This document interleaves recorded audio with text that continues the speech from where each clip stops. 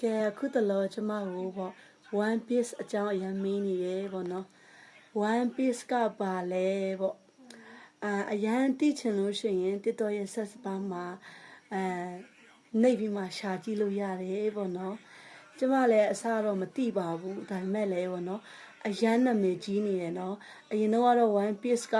တကယ်ပေါ့နော်ကတ်တုန်းကားတွေထဲမှာပဲရှိရပေါ့နော်ပစ္စည်းပေါ့အပိုင်းအစားတစ်ခုပေါ့မြေပုံရဲ့အပိုင်းအစားတစ်ခုကိုပေါ့နော်ပင်လယ်ရေအောက်မျက်နှာစာပေါ့နော်650မီတာမှာပေါ့နော်သူကဝတ်ထားခဲ့တယ်အဲ့ဝတ်ထားခဲ့တဲ့အရာကိုကရှာရမယ်ပေါ့အဲ့ဒါကိုအစတော့တကယ်မထင်ဘူးပေါ့နော်အခုနောက်ပိုင်းကတော့တကယ်ဖြစ်နေပါတယ်တကယ်ပေါ့နော်အရန်ကိုဟော့ဖြစ်နေတယ်ပေါ့အဲ့ဒီ One Piece ရဲ့အစအပိုင်းတစ်ခုအပိုင်းအစားတစ်ခုလေးကိုရတာနဲ့ကိုအင်မတန်တိတ်ကြီးကြီးတက်ချမ်းသာကြွယ်ဝမှုတွေကိုပိုင်ဆိုင်ရမှာဖြစ်ပါတယ်ပေါ့အဲ့ဒါကိုပေါ့နော်ကျမတော်မှာအရန်ရှာချင်နေတာဟုတ်ပါတယ်အရန်တွားချင်နေတာအရန်ပဲတွားချင်နေပေမဲ့ရေမကူးတတ်ဘူးဒါပေမဲ့လည်းရအောင်တွားမယ်ဆိုတဲ့စိတ်ကရေမှန်းချက်ကတော့ရှိနေတယ်ပေါ့နော်